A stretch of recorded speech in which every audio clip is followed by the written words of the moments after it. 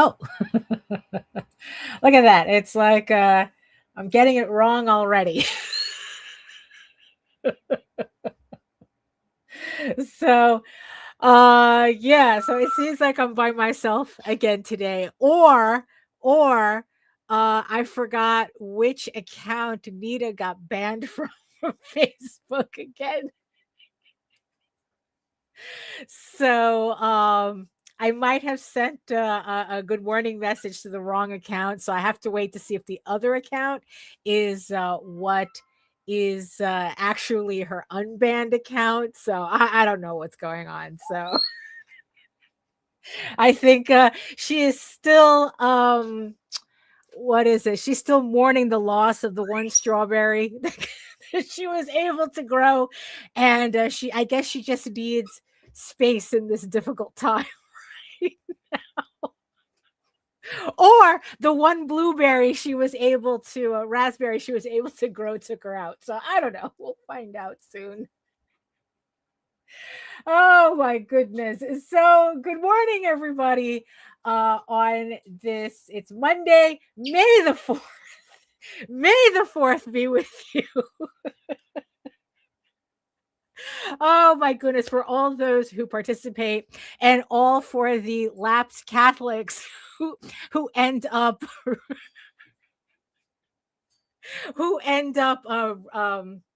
answering that phrase out of habit. So, oh my goodness. So yeah, so today's going to be another one of those episodes. So I guess I might as well fake that I'm doing this right by throwing up the intro. So and I am definitely not ready for this, but let's do it.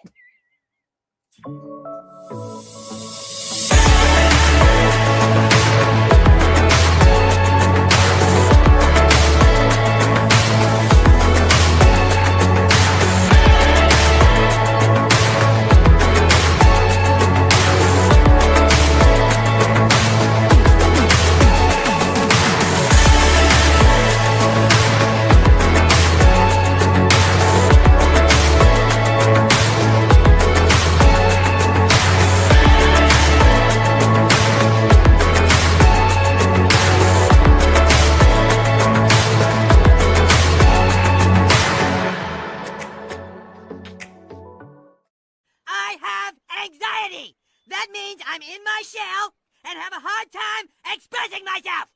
I find it difficult to engage with others. So everyone shut the f*** up because my anxiety is up here right now. Up here. Oh my goodness. Oh my goodness. So good morning, everybody. Oh, good morning, Grant. Hello, and hello, Lou, and happy birthday, Lupons. Everybody tell Lupons happy birthday. Yes, R.I.P. the strawberry. And yes, which reminds me, I do have Monsterotica this week. And hello, little Dixie. Good morning. Good morning.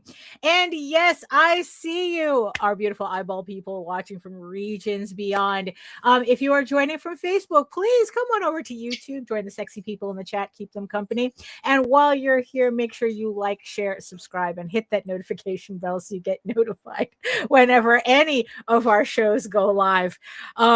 Maybe maybe YouTube will notify you better than I can with Nita.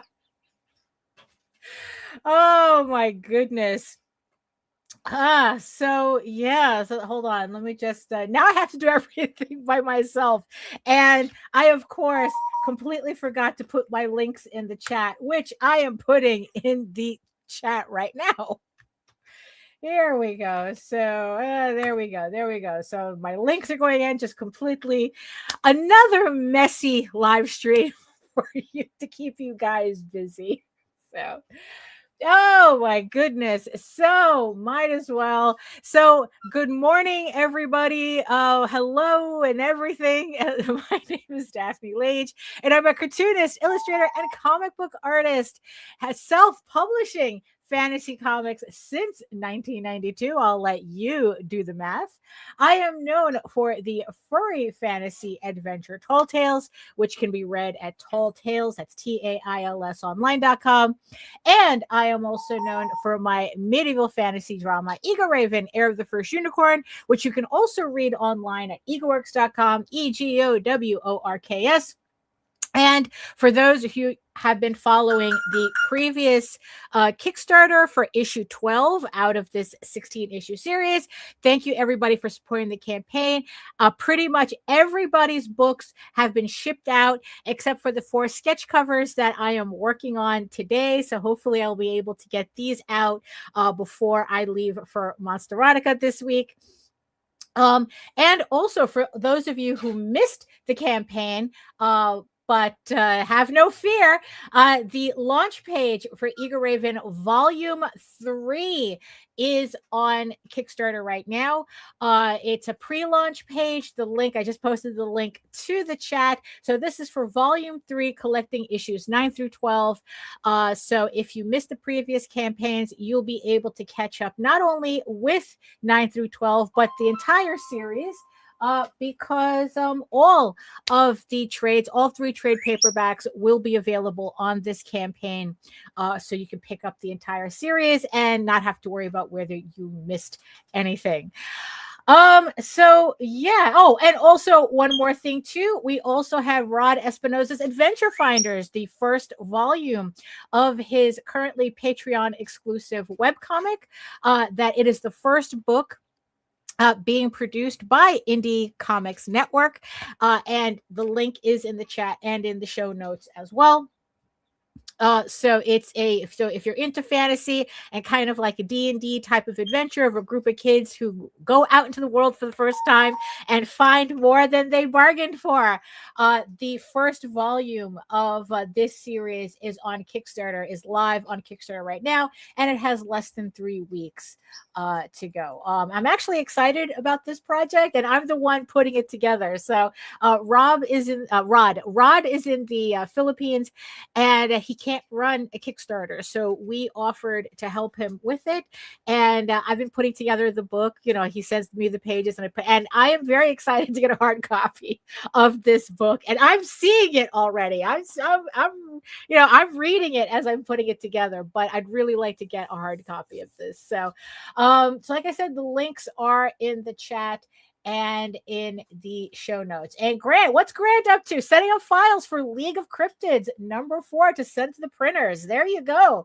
So so I guess was that also on Kickstarter recently? So I guess if anyone wants to check out League of Cryptids, you can go to Kickstarter and find Grant's book and get it from him. Either still on late pledge. Are you on late pledges? Or directly from him later on. So yeah, it's been an interesting week. I'm still we're still getting the hang of the new normal that's going on here. It's been a couple of weeks since.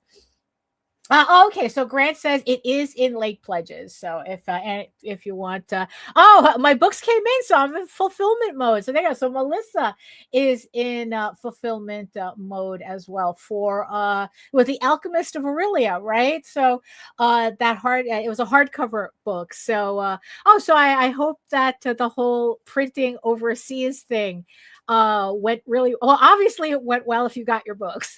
And it's not in the bottom of the ocean somewhere to keeping Fantagraphics companies. So, so I'm just getting used to the new normal here. We're almost. What the heck? Did I spell something on my shirt or something? I was messing with ink before, so I'm hoping I didn't get any ink on myself. Because I'm working on my sketch covers for Ego Raven. I've been cleaning my pens and just getting them ready to use them. And it's always a messy affair using rapidographs. I mean, it's bad enough that I can't find parts for these anymore. Melissa was saying, low-key, I was expecting there to be a catastrophe at some point in the process. Well, Luckily there wasn't. Luckily there wasn't. And also I hear that you're using Quinn, right? So that Quinn or Shin actually is what they're called.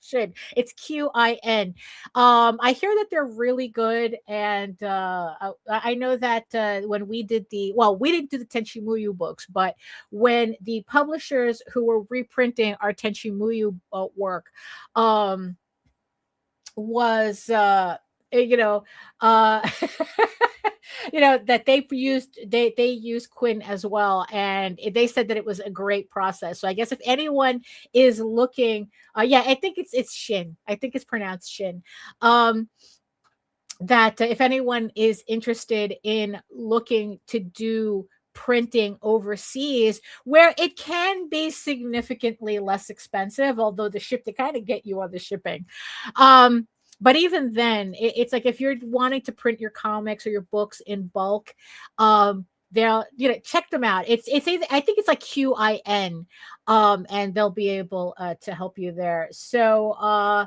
Grant uses Quinn as well. Melissa says would recommend. Oh, there you go. And yeah, that's what I hear, that they're really good with that. Another thing that I think would be and hello, art victim. Hello, yes, rapidiographs. Yeah, so like I said, I was cleaning these out, which yes, they're incredibly messy. But I pretty much swear by these, and I will put up with the mess to get, to get the work that I like, the quality that I like. The only thing though, and I got to be really careful with these, because it seems that Kohinoor, who makes these pens, I guess like they're they're in like, I don't know, like the pieces are hard to find now. Like everything is out of stock everywhere. And I heard that there was like some kind of bottleneck happening, that kind of like backed up, like they're not producing enough, or there's something wrong with one of their machines, so they haven't been able to manufacture pieces for this, for these pens in a bit. I mean, I'm hoping they do get back to that, because it's like, I'm always buying new pieces and I can't find anything right now.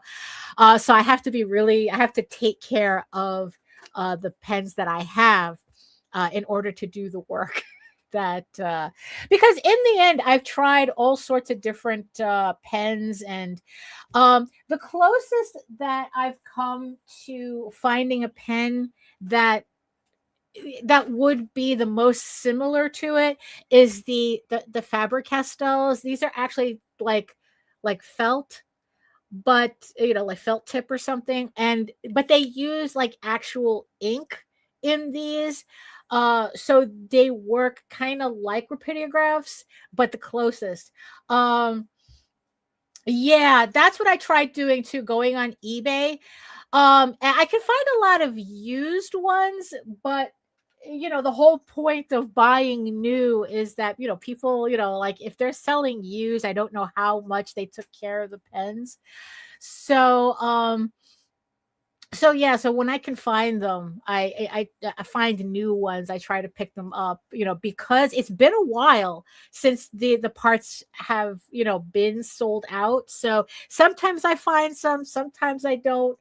Um, Luckily, like in the past, I've bought like several of particular nibs that I use a lot. And like I said, I have the Faber-Castells in a pinch. So that's, let's see. Yeah, so that's what I've been like, getting back into. So I have like 4 sketch covers, and I have 4 more commissions for House of Bob, which I just realized has been taking me a little bit longer than I thought. But then again, I did have a lot of interruptions, and I did give everyone a heads up. But I'm hoping to get everything done, all my commissions, all my sketches by the end of this month, so that I can get back to my regular schedule. Whatever that schedule was. I'd say the other thing that I was working on is Eagle Raven issue 13. So even though the next campaign is for volume 3, I am currently, I'm hoping to get Eagle Raven issue 13 finished by the time volume 3 goes live on Kickstarter.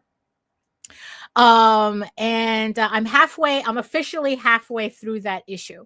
And for those of you who are not familiar with my series, it's Eagle Raven, Heir of the First Unicorn, is a story of a unicorn princess exiled into the mortal realm who trains to become a knight, hoping to win a king's favor and save her people. And the series is 16 issues, and I'm on issue 13 right now, so we don't have that much left to go to complete the series. And yeah, and to tell you the truth, I can't finish this fast enough because, like I said, before, I'm so far ahead in the story that comes after, in the stories that comes after, that it really, I'm so impatient to finish the 16 issues, because I had this technically sketched out and completed technically about 2 years ago. And I've just been working on, just inking and coloring since then. So yeah, I'm ready to have this done so that I can get to the novelization, which I'm still working on. And then there's the sequel, which is going to be an illustrated novel. And then it's like I have some other stories too, but I haven't decided like how I'm going to put those together, whether it's going to be comics or more illustrated novels. I haven't decided. I've been really binging illustrated novel content online. And, I really, really do, like the idea of creating this hybrid product that's kind of like, like it's an illustrated novel. It's in the title, So, and the thing is, speaking of, patience, right? Because a novel is a lot easier for me to write than it is for me to draw a comic. A comic takes significantly longer than me actually writing out a prose novel. So that's where I'm kind of like leaning towards after, I finished this initial series. But, never say never, because there are some stories that I think would work better as a comic book than as a novel. But I'm not going to really know that until I'm in the thick of it. So, and like I said, I realized that, sometimes I just don't have the patience to do the type of work that I want to do. Although I was able to do something really quickly yesterday that had been bugging me. Like I had been wanting to do this, and I had wanted to play around with doing like some actual animated stuff, like like little animated graphics or gifs or whatever. um Oh, it's like, would you ever do like an Eagle Raven annual where other artists draw short side stories? That's a nice idea. I have toyed around with the idea because God knows I have a lot of like these little stories that I would like other people that I probably could get other people to do. But I mean, like I said, never say never. I do like the idea, and there does come a point where it's like, you know what? It's like it would be nice to see other people do stories based on this. Based on it, like kind of like kind of like I don't know, like maybe like collect them along with the Tales from the Outer Kingdoms shorts, where it's like, all the collected shorts are put together in one book, which is something I want to do as well. So yeah, but we'll definitely see. Like I said, I'm more like really hyper focused on finishing the 16 issues so I can get them out of the way and kind of like clear my head a bit. But like I said, it's like, so the thing that I've been playing around with, like I had wanted to do, was doing like kind of like little animated just things, it's like something like really simple. I watch while I'm working, I usually watch Visenia, her streams, and this woman is constantly doing something, and she's been doing a lot of like little animated graphics for her live streams, like as notifications or something. And and the thing is, like I know I can do them, but like my impatience kind of keeps me from really doing them. But I've just been kind of like, something's been really nagging at me to do something. So if you don't follow me on Facebook, so what so yesterday I just decided, let's screw it. Let me just like do something really quick, just to, which technically is not really quick, but it's like, let me just do something really quick, just to kind of like get that bug like out a little bit. And then just, kind of like, then it's like, okay, then it's like, I can kind of like think about it. I can push it further down the road. So, let's see. Let's see. So share screen. So so yesterday I just decided to just mess with something, because what I was doing, right, I had been collecting like little animated gifs of just like I said, just really short, trying to, just like, so because when you open up a gif in Photoshop, it actually separates out all the frames so that I can actually see what the sequence is, and kind of like, and then like the idea is just kind of like trace, or kind of like just copy each sequence just to kind of fake an animated whatever. And because like I've seen, oh my god, I've seen people do that with Don Bluth stuff. Like they'll take like just like a 30-second sequence from like a Don Bluth movie. They'll put in, like, they'll draw in their own characters, and they'll just literally trace every movement in the sequence. And some people can take months just to do this 30-second sequence that they're tracing. So I thought, well, one, that's kind of, like, oh, that would be a good idea to kind of like get into the practice of it, kind of like get a sense of it, and then try to do it myself. So what I had done was I had taken like an animated GIF, and I had, like I said, I had broken down the sequence, and then just like really, really quickly sketched out the sequence. And what I noticed was that some parts of the sequence were just duplicates of the previous thing. So actually I was actually drawing half. I think this is what they call drawing on twos, where it's that like you need 12, there are 12 parts in a sequence, but you actually just have to draw 6, because you're running each thing twice. And that's what I kind of noticed on this sequence that I was doing. So this one, I really didn't want to spend a lot of time on this. I think like just this took maybe an hour and a half, just trying to figure it out. It was a little confusing at first, but I think I pretty much got the gist of it. And this is what I ended up getting. Let's see. Oh, is it not? Oh, okay, hold on. There we go.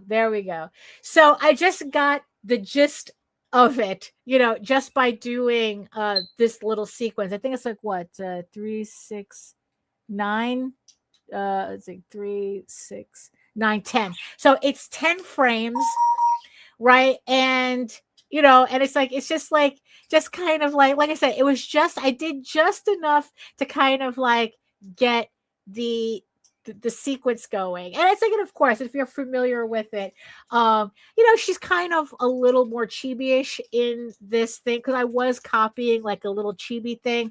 And it's like, oh, it's like, I didn't want to do something realistic anyway. So like her more standard character design. So I go, oh, this is fine. So I'll just like make it a simpler style of her, and then just have it going.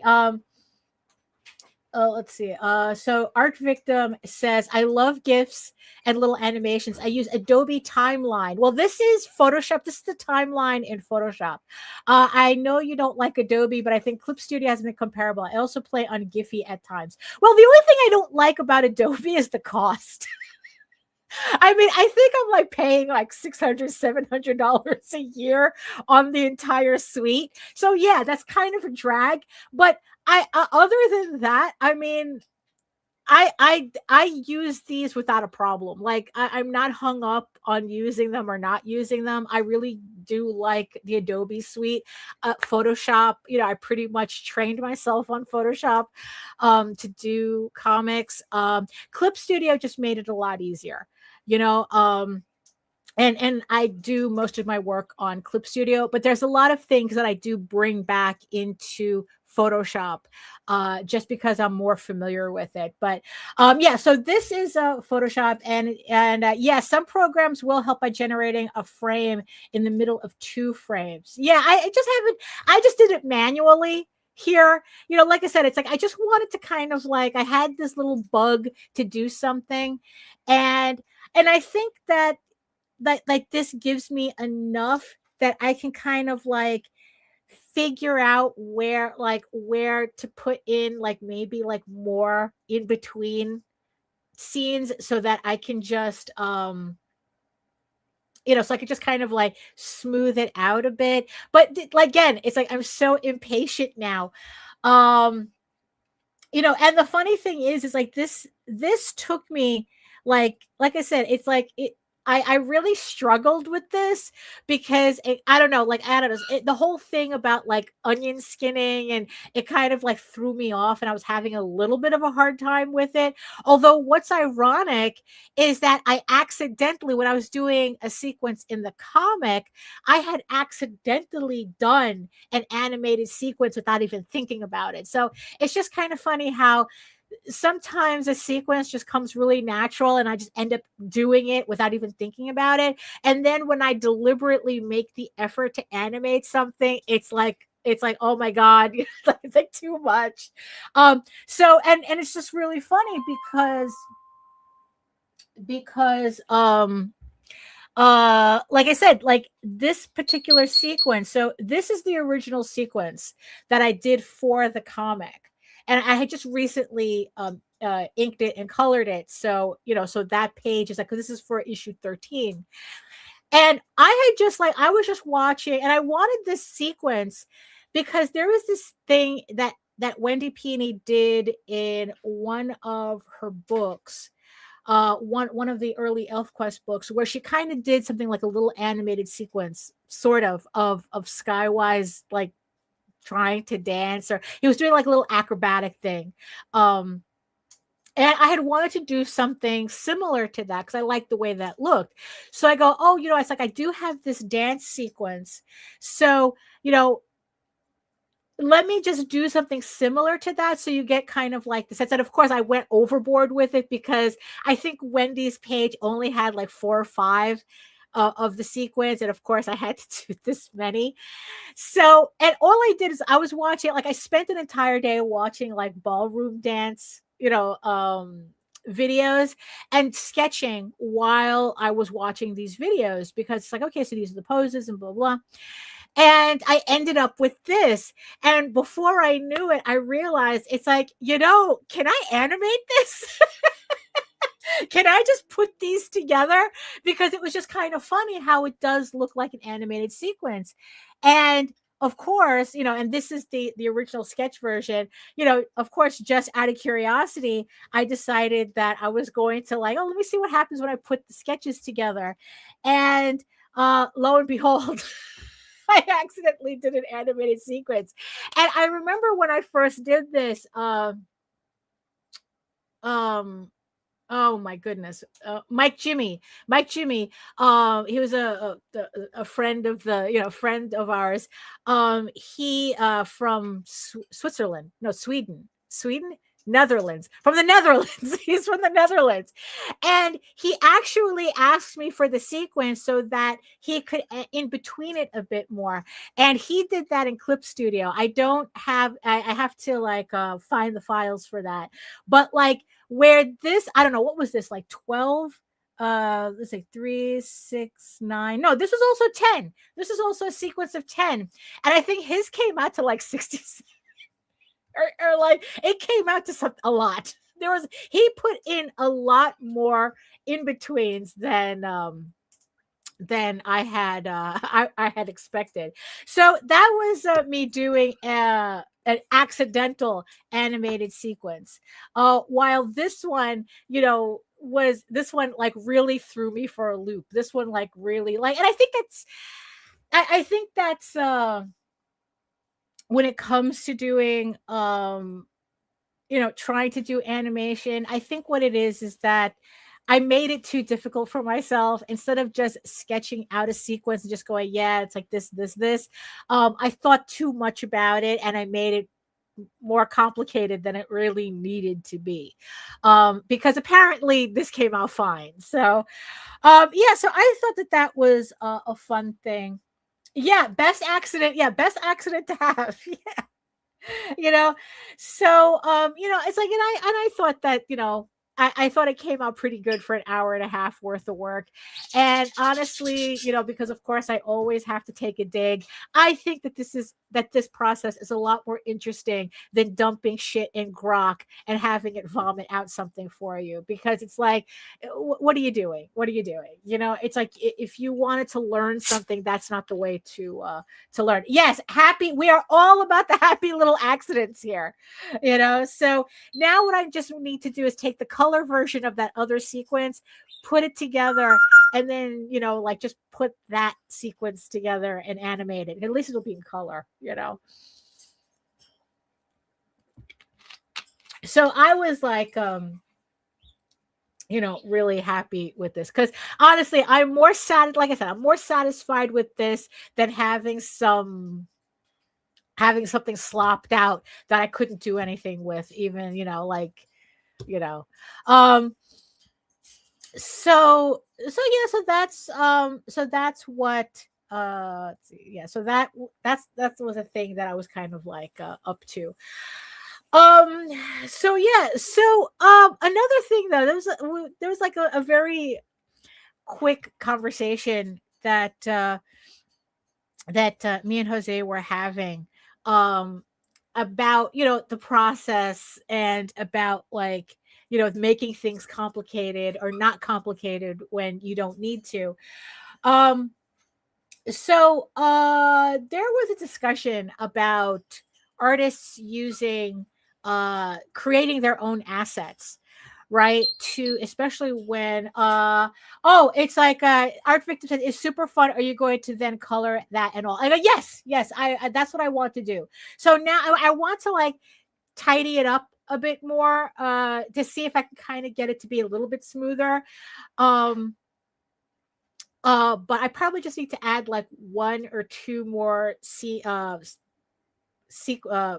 pieces to it, to kind of like get it smoother. So, and then once I'm satisfied with it, yeah, I want to color it up, because I do want to make it. I do want to, like, be able to put it on the screen when I watch. It's a thing, like a fun little thing.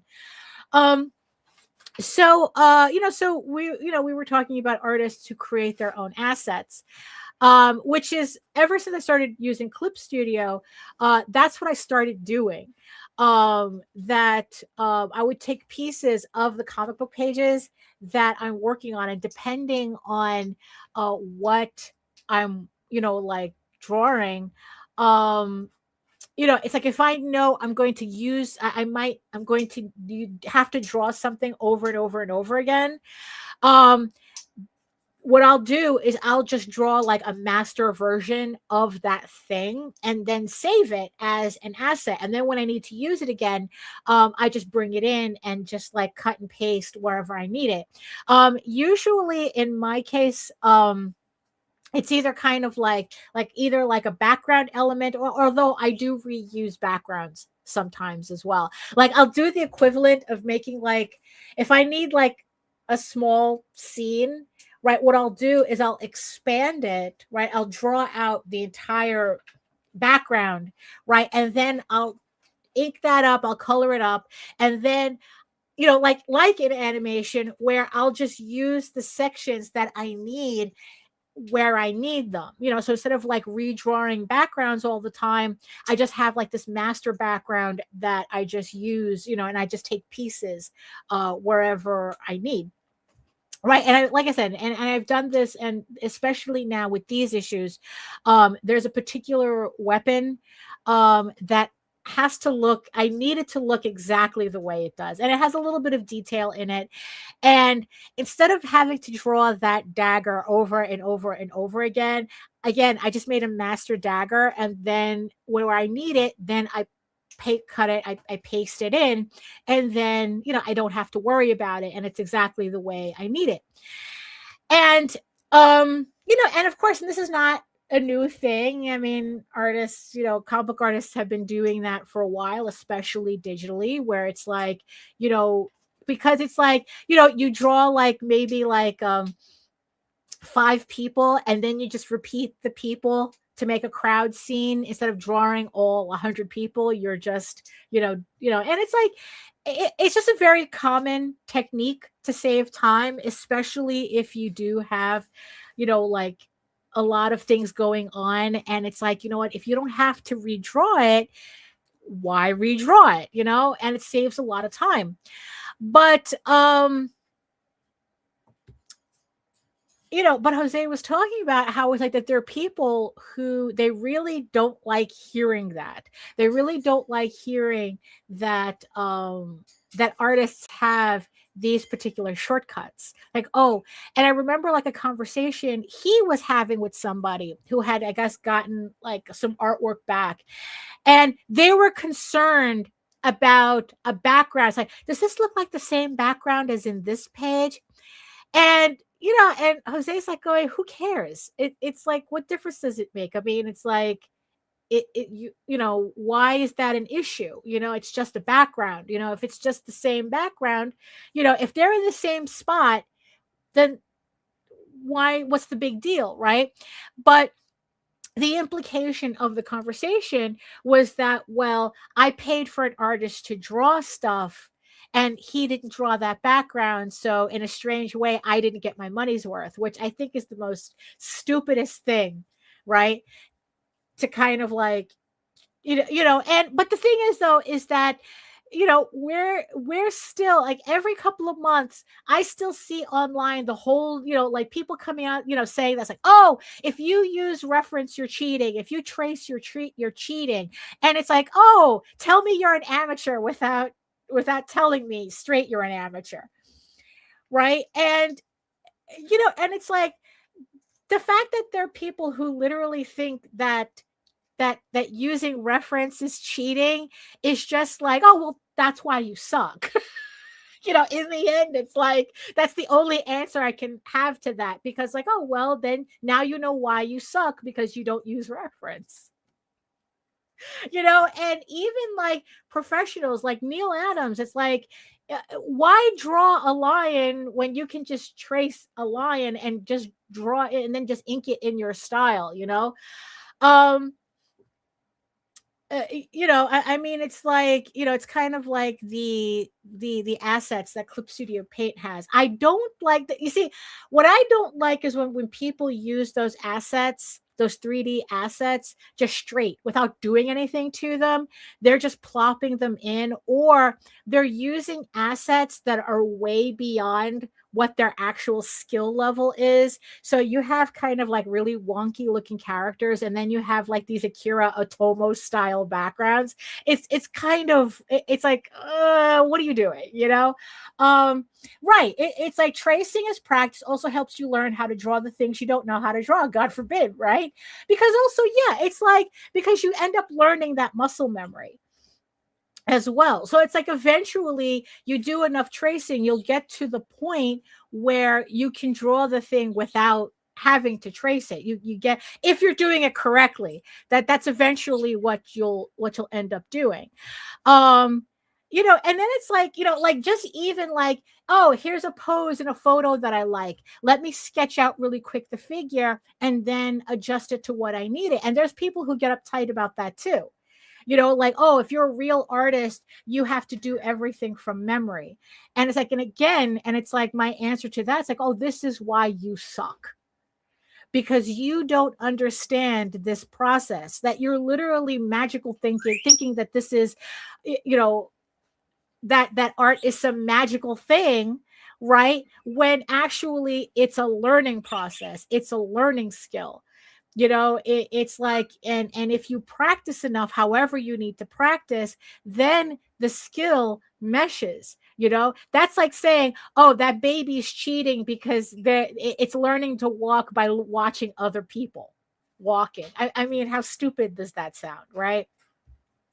Yeah. I don't mind people doing that for posing, but sometimes the comic looks stiff. I see that in a lot of web comics. Yeah, especially when they're using the 3D models, the figure models, right? Which, yeah, it's like that's the thing you really have to like be careful with, because the mistake that a lot of amateurs make is that they trace the model exactly, that they think that the model is there, it has to be exact, right? When that's not the case. The model is just a base, right?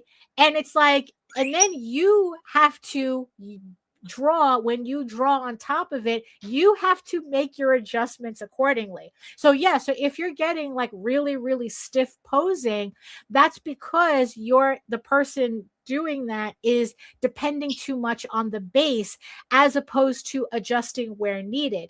And usually, and also a lot of times too, what they forget is that they draw everything according to the base instead of realizing that clothes sit on the body that's not vacuum sealed. So, but that's the skill part of it, that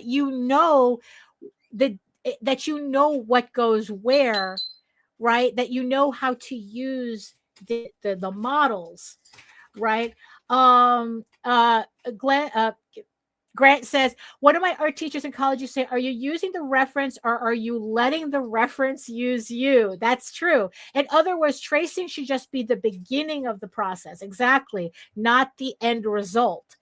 So, because I remember, but the thing is though, yeah, so people, amateurs and people who don't draw, who don't understand the process, they like yeah, it's like they look at this, they don't understand what they're looking at when they see an artist tracing or using models or anything. It's like that's kind of like where a lot of the bullshit arguments for AI comes in, because these are people who don't understand what the process actually is. They just think it's just about a final result, and it's like, no, there's a lot going on in between that you're not getting by just using generative tech. And that's why you're never going to understand what it is that we're doing, and you're never going to truly get the result that we're getting, because you're not understanding what's actually going on. Because I remember at conventions I used to do like sketches for people, right? And to save myself a lot of time, I would pre-sketch in a pose, right? And the problem was that, so I would have a stack, so that way if anybody asked for something, I would just grab one and I would just use the pose, so I wouldn't have to think about it, right? But I had to hide those sketches because people who would see them would automatically, oh, you're cheating, you're not actually drawing. It's like, it's just a stick figure, of course I'm actually drawing this. you know it's not like I can give them my base sketch and say, here, draw it yourself, if you think what I'm doing is cheating, right? Which of course is, again, it's stupid. But kind of like not getting lost. Yeah. Yeah, I should get onto the topic though. Yeah, it's like Art Victor. I love this, is the reference using you and vacuum sealed clothing. That reminds me of Team Rocket. Draw her naked and draw it colored, the clothing colored. Yeah, exactly. And that's not how it, right. It's, yeah. So the other thing that really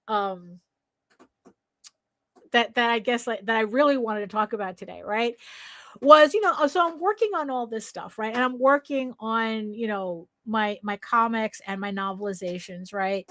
And one of the things that I really do enjoy, when I'm doing my work, when I'm doing just anything, whether I'm writing or I'm drawing my comics, is that I love Easter eggs.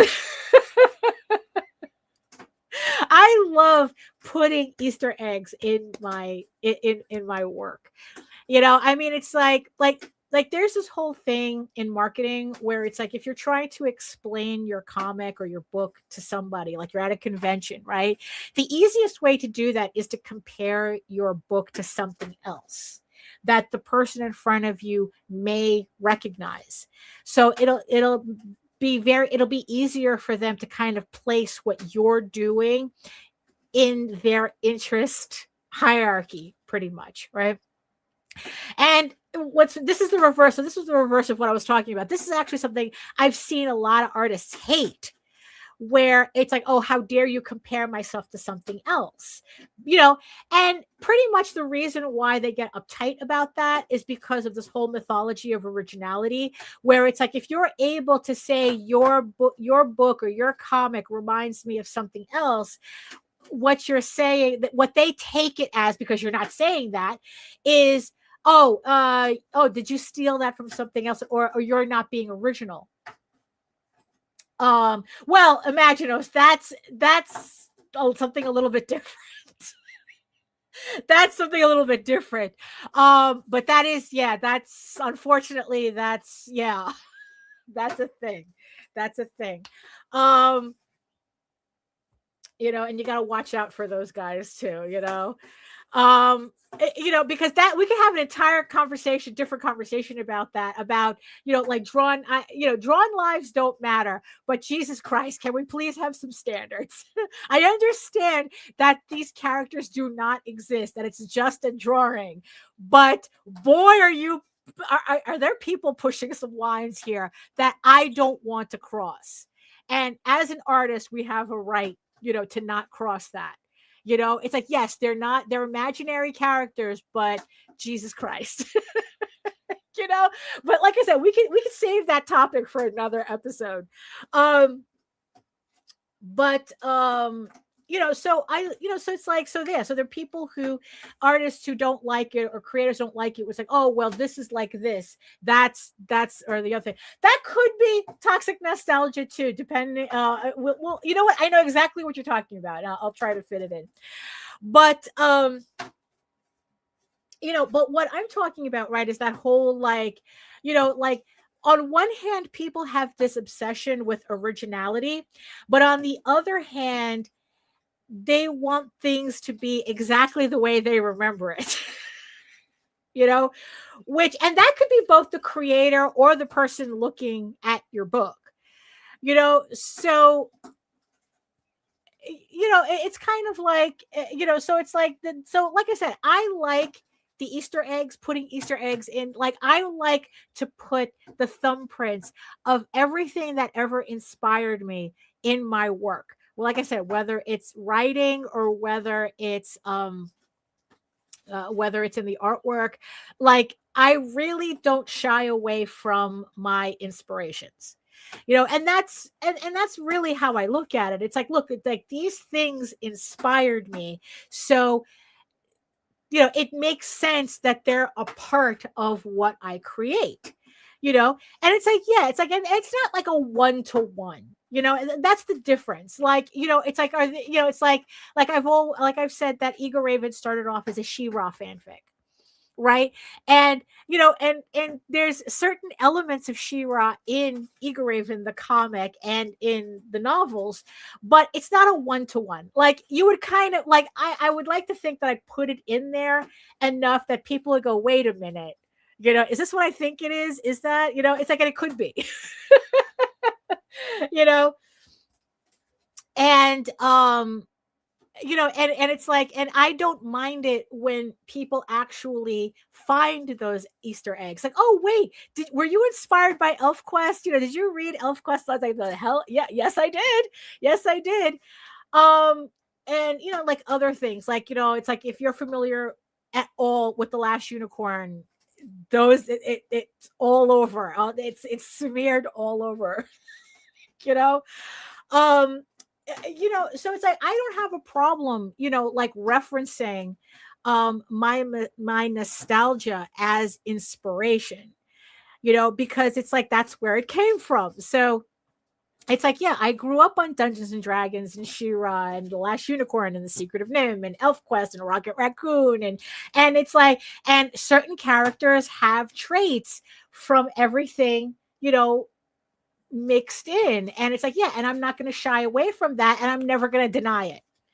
I and you know, because like if it's true, what am I going to deny, right?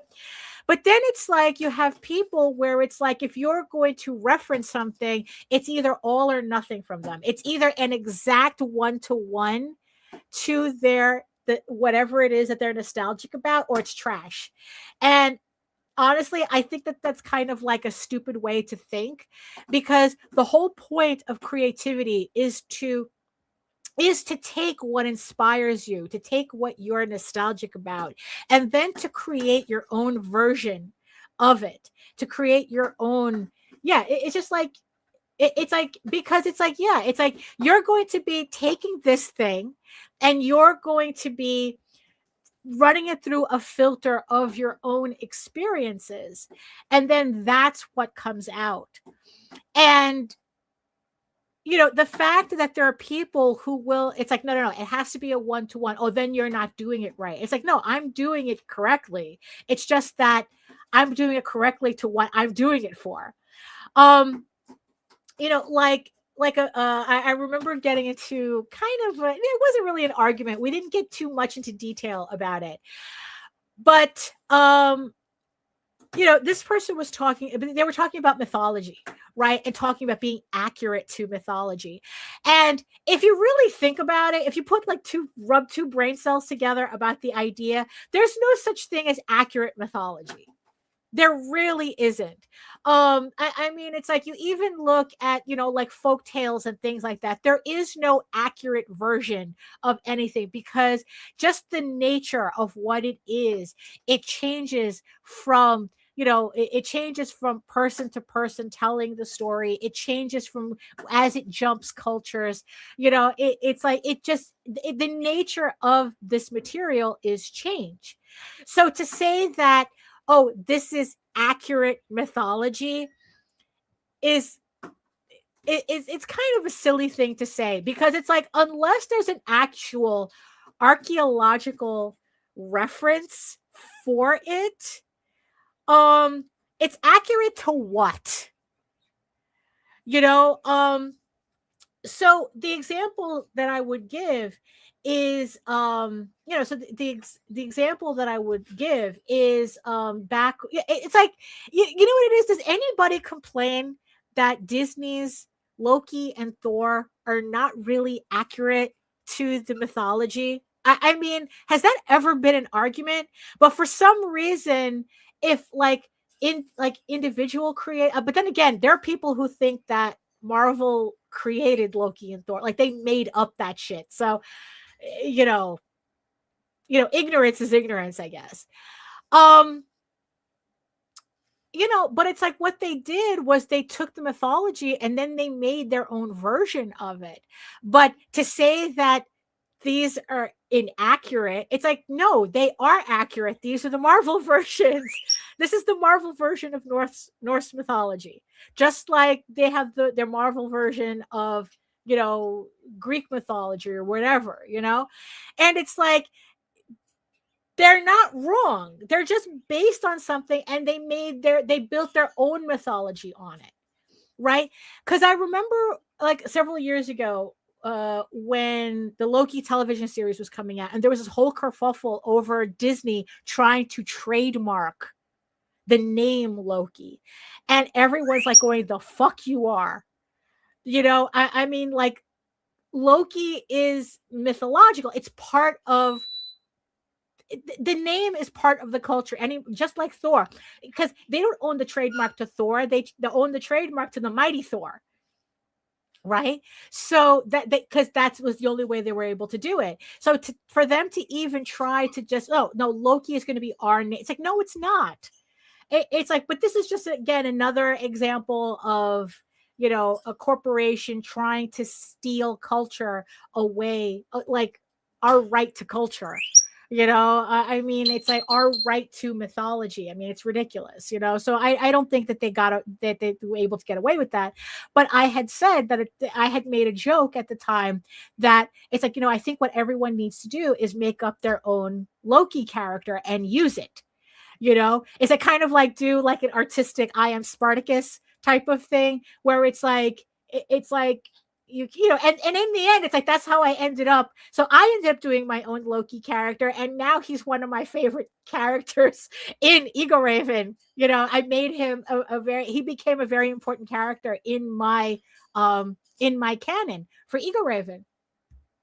You know, yes, Disney's that's what they that's what they want. That's what they want. And also that's kind of the end game with the whole generative tech thing, where it's like corporations own the culture, they own they own creativity, and then they license that out to you. They can't be bothered to license out our creativity, but they want to license it back to us, right? But you know, they got a long way. They got a long way to go with that. You know, with that fantasy version of their tech that in the end can't do what they claim it does. So, you know, hey, 10 years, right? 10 years, always 10 years.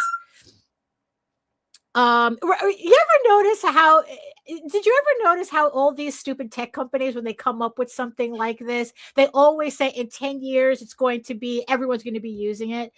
They said this about self-survey, you know, like self-service, you know, checkouts, right?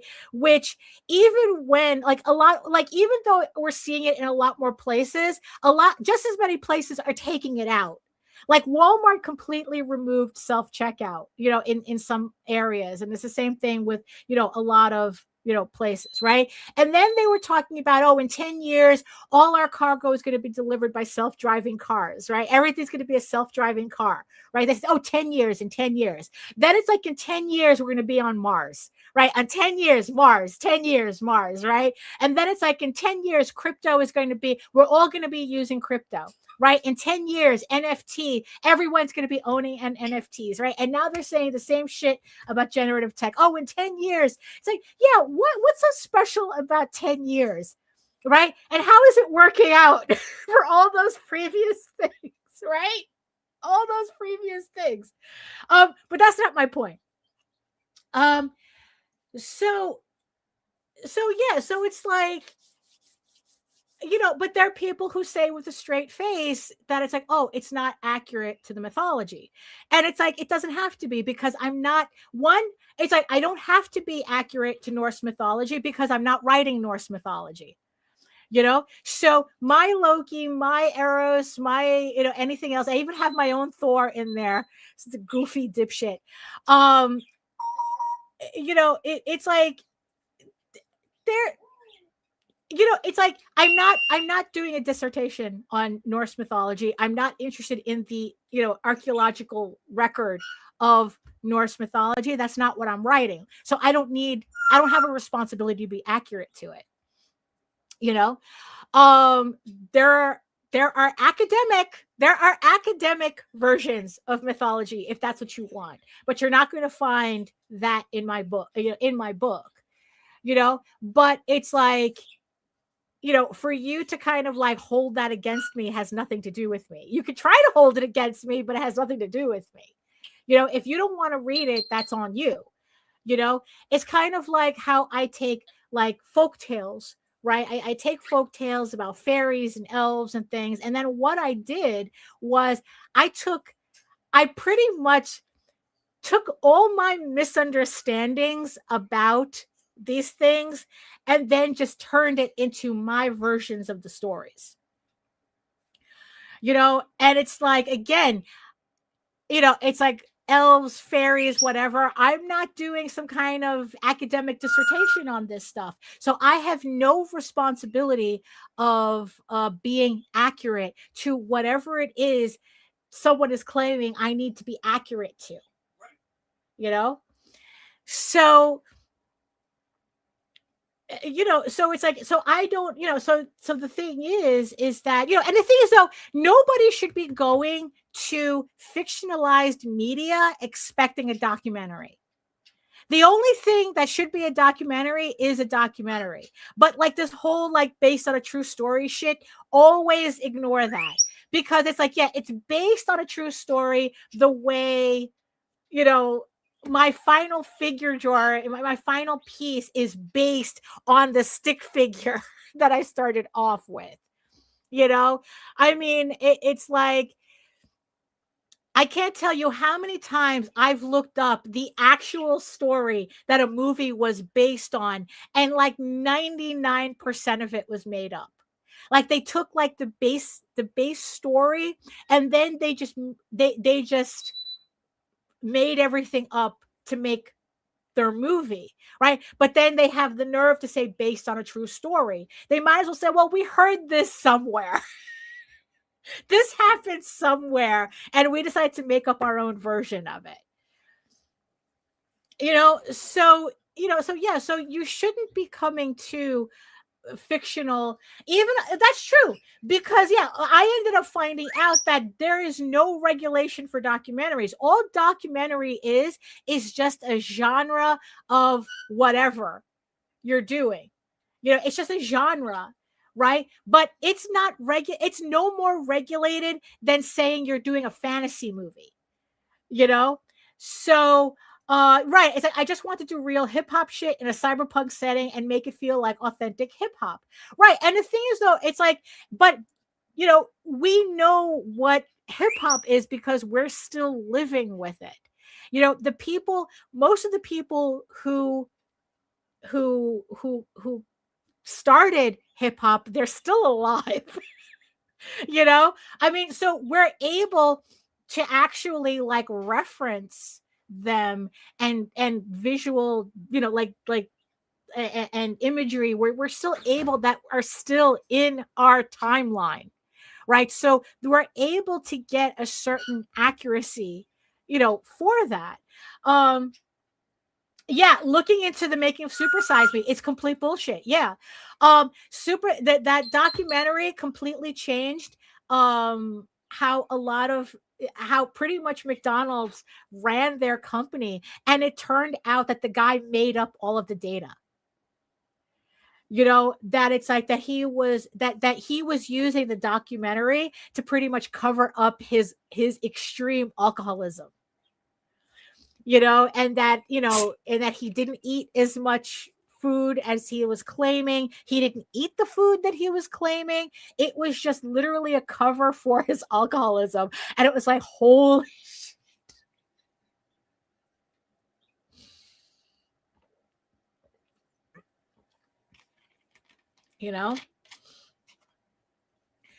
But yeah, all documentary is just a genre category.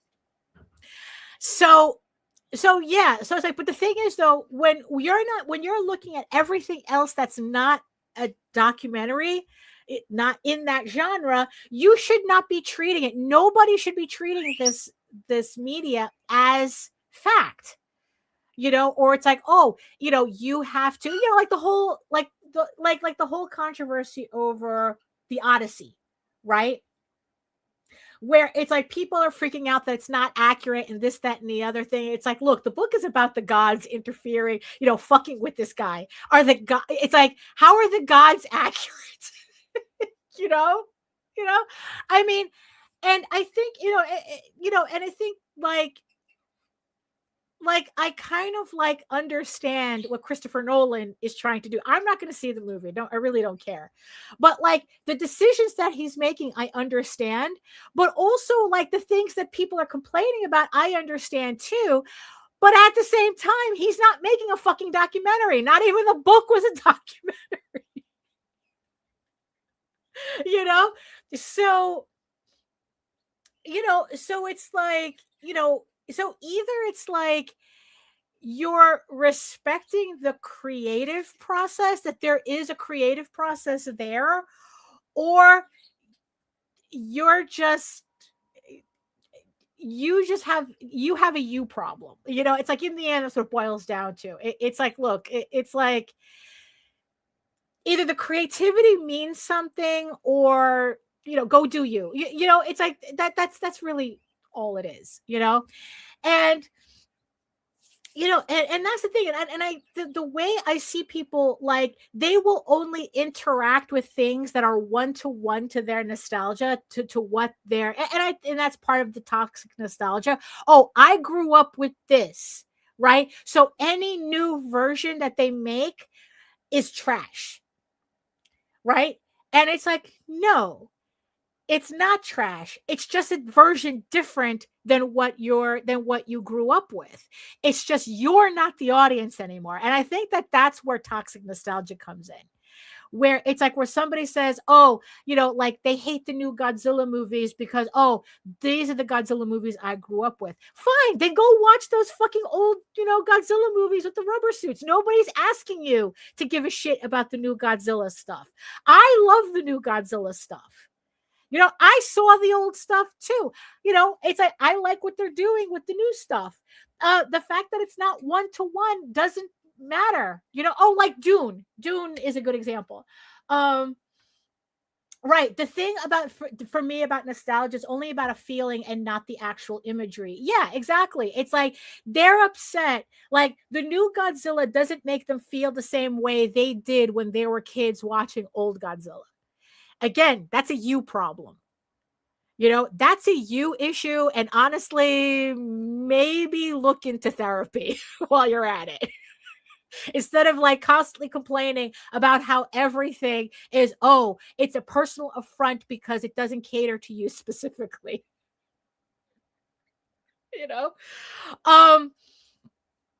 So like Dune, right? So I read the books, love the books. Well, as long as Frank Herbert wrote it, I didn't read any of the stuff that his son tried to continue afterwards. Are the movies accurate to the books? Absolutely not. I mean, it's like but the thing is though, like, so you have the original version. You have the first movie, Dune, which David Lynch did, or Alan Smithy, depending on if you're watching the theatrical version.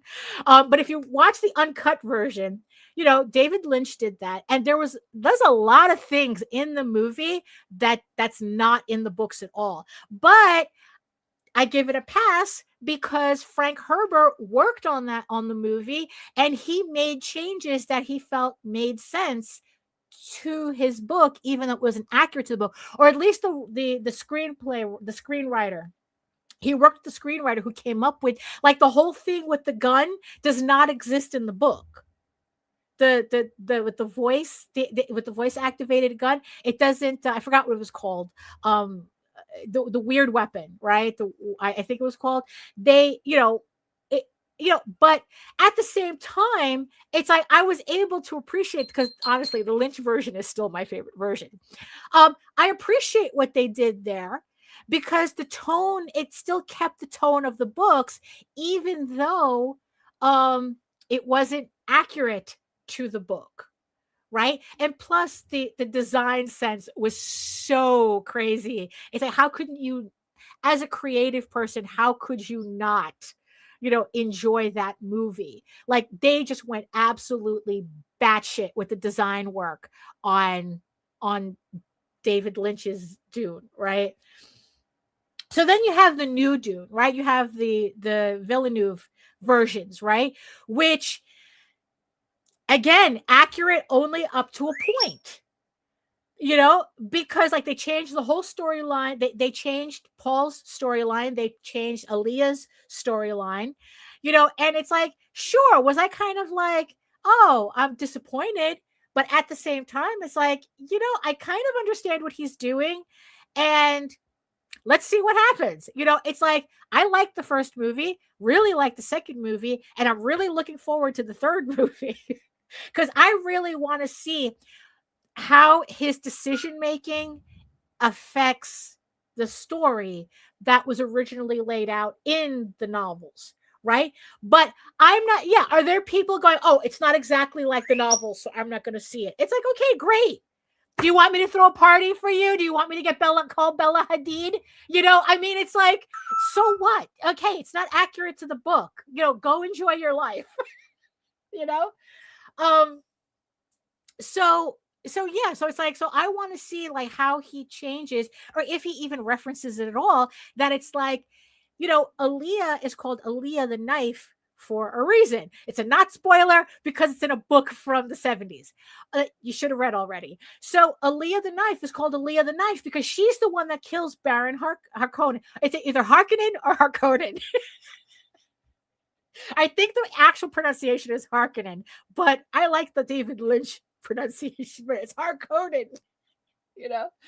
Um, so that's why she's called Aaliyah the Knife, right? But instead, Villeneuve gives that story to Paul. Paul kills his grandfather, essentially. He kills Baron Harkonnen.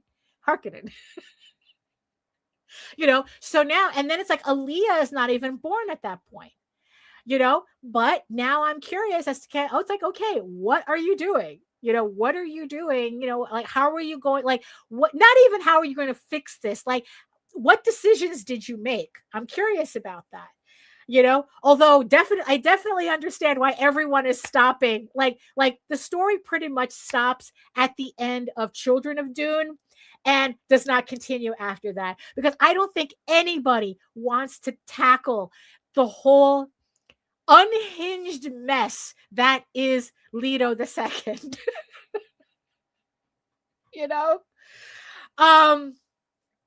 I don't think anybody wants to like even try that whole thing. Emperor of Dune. I don't think anybody wants to try that. So it's like, it doesn't make, I mean, it's like, so if I was going to be some unhinged absolutist, right, I lose out on seeing creative decisions being made in real time. Right? I miss out on that and learning from that, because honestly, it's like, because people were kind of like all upset because he doesn't use the word jihad. And it's like, you know what, really, did you have to like, could you not rub those two brain cells together to understand why they changed that? I completely understand why they do not use that word in the movie. I completely understand that. There are just some things where it's like, you know what? It's okay if they don't use it. It's okay. We still get the gist of it. We still understand the context of it. When it's like when Paul tells the Fremen, send them to paradise. We understand this, right? We're supposed to understand this. If you read Dune, that means you have the intellectual capacity to understand why these decisions were made. So, but yeah, again, like, also another source of toxic nostalgia, Star Wars, right? So I was just watching a video essay about Andor, right? And, and the thing is, and it's like, and I remember when Andor came out, that it was incredibly unpopular, because it was a Star Wars series that didn't suck the dick of Star Wars, to put it like that. That it's like, it did its own thing, or as an interview says, like, you didn't worship at the altar of the Star Wars Pope. It's like, no, they just did their own thing. And because of that, they were able to bring back storytelling to Star Wars, as opposed to, this is an extension of a valuable IP. And like toxic nostalgia are people saying, we want more original Star Wars films, we want more original Star Wars stories, which is absolutely insane just to even say, and then to turn around to Andor and say, not like that.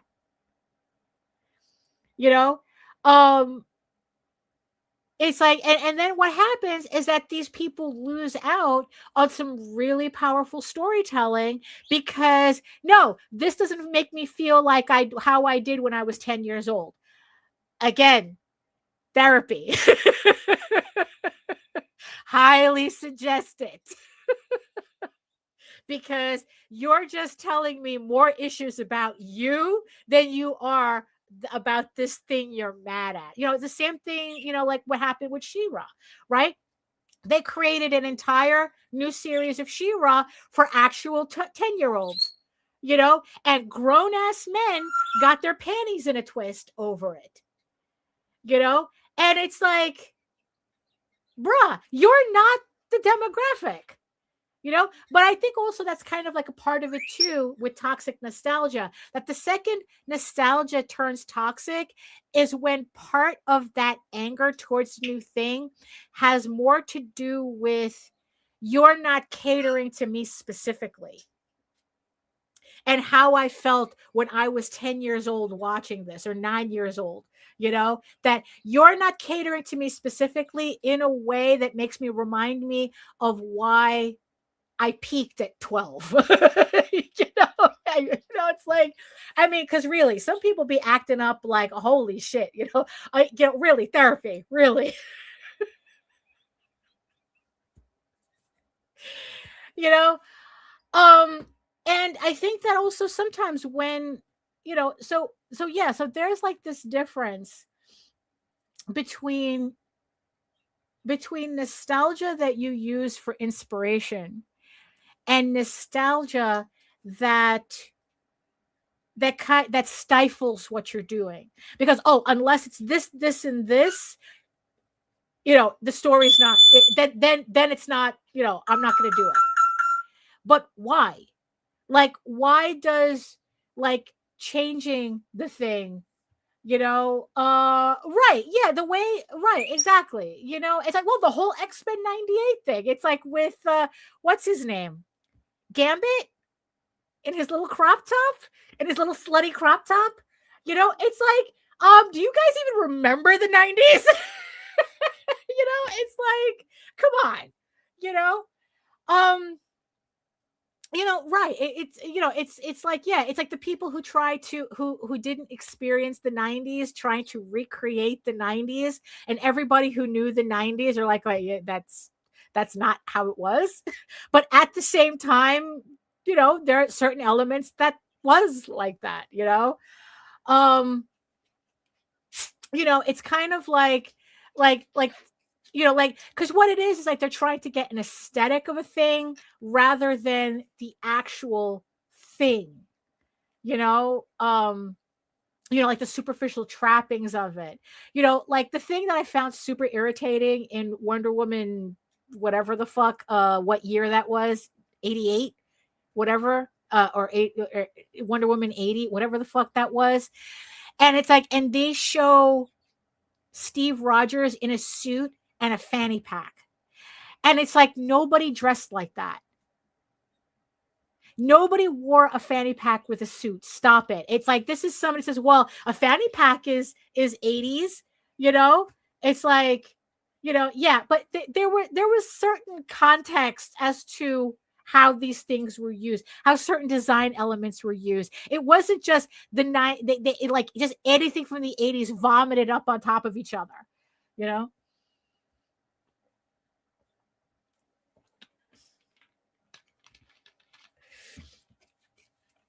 So yeah, so so there's like, like certain things. So like I said, it's like nostalgia. I it's like I enjoy putting references to my nostalgia, you know, in, like in my work, but I'm not beholden to them. That's the thing. Like, as much as I love She-Ra, I cannot watch the original series again. I cannot. Same thing with the Dungeons and Dragons cartoon. Absolutely cannot. I cannot. It's like I literally outgrew them. It's like, yeah, they don't hit the same because I'm not 12, you know? Um,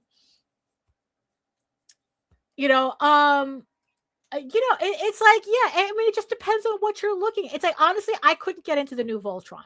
The second they did a fart joke, I was out, because it's like, Jesus Christ. It was like, look, I understand the audience are children, but do we really, did you need that? And it was just like, I couldn't get into it. And honestly, I didn't see any, what? Usually the new stuff I don't get into at all. I don't watch them at all. Like, I know like the new Masters of the Universe and stuff, and it's like, and I've seen things that's like, oh, that's nice, but like eh, I just don't have no real interest in watching them. Just like the old stuff I cannot watch. Although there's certain things that I can watch again. I can watch The Last Unicorn again. I can watch the Rankin and Bass stuff again. I can watch, The Secret of Nymph over again. I mean, it's like there's certain things. I mean, it's like, look, I even got like this is just so like this is I think this is like what I have a special edition version of The Last Unicorn, you know? And it's like and it's like this doesn't get old for me. This doesn't get old for me, you know? Um but it's like watching the old television series and stuff. You know what it is? It's like the whole concept of nostalgia is really weird for me because it's like a lot of people like kind of like take their nostalgia as like having to constantly relive that period. Because like the way like people have nostalgia for their high school years or colleges, like I have no nostalgia for that at all. Actually, it's like I kind of like think that definitely Don Bluth does not go out of style either. And and it's like for me, it's like the things that are really, really nostalgic in that sense where it's like kind of like get a little melancholy because it's like, oh, you can never go home again, pretty much. It's like, it's kind of like like it was kind of like more moments that I have nostalgia for, not really things, not television shows, you know. So when people kind of get unhinged about shows and movies and stuff, like I don't understand that, and especially if they go after the new version of that thing. It's like, look, that new version has nothing to do with you. But again, like I said, that's probably what they're really mad at. That for some reason they think that everything has to cater to their sense of nostalgia exactly one to one, or it shouldn't exist. And it's like again, therapy, that's a you problem. I just think that when it comes to creative endeavors, everything's fair game. It's like I should be able to take mythology, fairy tales, whatever, and turn it into my own thing. Take the bits and pieces of things that I love and like incorporate it, into my own thing. Now, mind you, I'm not talking about like outright copying, I mean, it's like those little reverential references, um, and because in the end, it's like that's because it's like that's the difference between us and the Gen Tech, right? Is that, when we take in material, right, the filter is not exact. We're not talking about photographic memory. We're not talking about reading a million books and having a photographic memory of every word or picture in those million books. We're talking about we're taking something, right? We're taking something that we enjoy, right? And we're processing it through the filter of everything that we've ever experienced.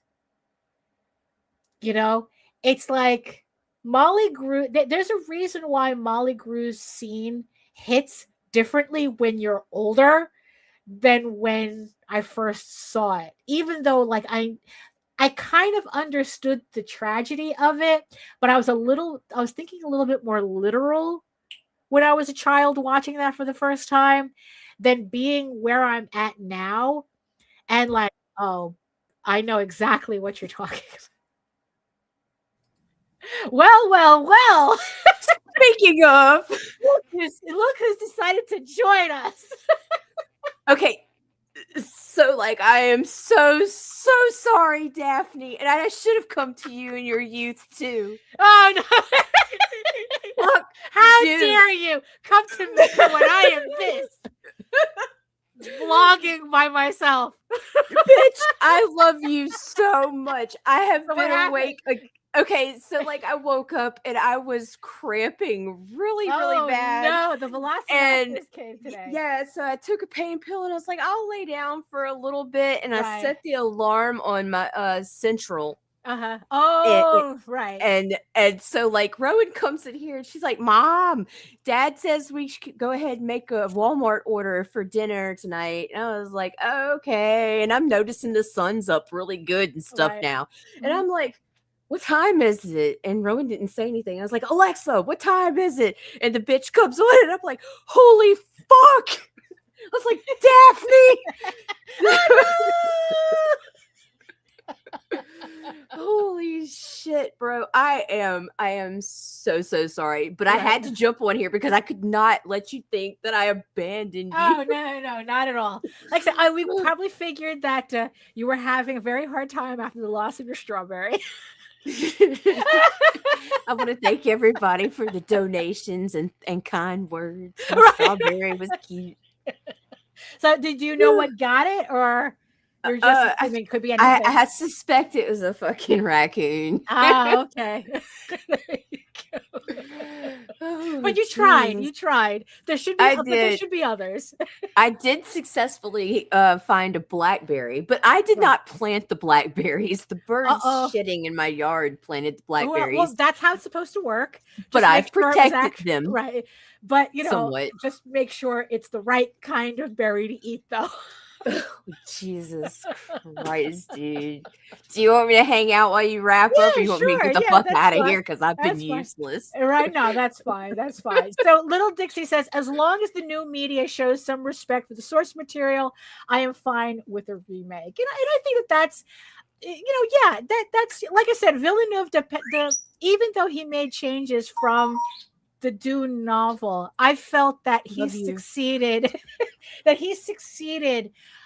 in kind of like making the creative decisions that he needed to make, and still like kept the general essence of the story. But there's some people who it's like just the mere fact that, oh, I'm not going to watch, it's trash, it's garbage, but in the end, it's like, I think that has to do with a lot more issues than whether, and honestly, it's like, these are people that I feel like really don't respect the creative process if they're that hung up on minutia.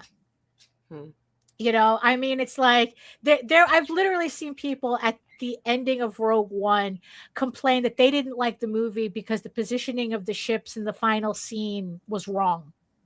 Oh my gosh. And I go, oh honey, it's like, really, yeah, it's like there's nothing I can do with you. And you know what, it's like, look, and it's like, honestly, it's like, if the people who are going to be like that, in the end, these are not people I want in my audience. It's like, look, the creative process is what it is. It's a messy process. It's messy, it's tedious, it's but it's worth it. I mean, it's like, yeah, it's and I and it's like, yeah, and I have like too much respect of that process to be concerned about some dipshit going about, well, this is wrong, or this shouldn't be there, or this is not historically accurate. And it's like, well, you can go fuck off. I make my rules. Right, exactly. As the only time that bothers me is when people don't follow their own rules. When they set these fucking solid ass rules into place and then they fuck them up. Right, exactly. But that's yeah, and that's something that creators need to be like conscious of as well.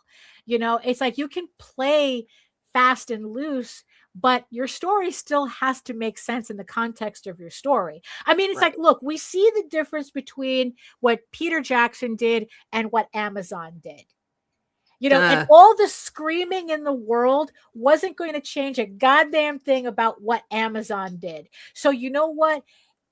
Don't interact with it if this is not your thing. I mean, it's like, really, it's the same thing with what Peter Jackson, and then it's like, yeah, Peter Jackson doing The Hobbit. And it's like, we don't know her. We don't know her. I only know a 45-minute animated version of that. Thank you. You know, God. that's all I know. But a Peter Jackson, The Hobbit, I don't know anything about that. You know, and that's all it is. But then again, it's like, you know, maybe in my wise age, you know, that it's like I just don't feel the need to get unhinged over stupid shit. Speaking words of wisdom. You know, maybe that has something to do with it. You know, but you know, it's like, oh yeah, it's like Star Trek and now Star Wars are taking the toxic cake. It's a tough one between, yeah. because now I'm seeing with Star Trek, it's like, oh, people complaining that it's like, oh, it got woke, and it's like, Rich, what have you been watching? what have you, yeah, really, like, what have you been watching? What were you watching before? You know, but then I had somebody, then I read someone explain that the reason why people are now noticing Star Trek as woke was because when it's because they watched it as a child and they still kept that lack of critical thinking skills. Oh, Jesus. That allowed them, that would have allowed them to see the subtext of all the stories. Instead, they just saw the pew-pews, you know? Oh my God. They just want the pew-pews. They don't want the underlying story that was already there. Right. You know, they don't, it's because they have no critical thinking skills. That's it, you know? It's kind of like free love. Yeah. You know, Free right. love, It's kind free of like, care, you know, free how all, everything. Looney Tunes hits different as an adult. Right, because you need to be an adult to get the jokes. The kids get the pew-pews, but you get the dirty jokes.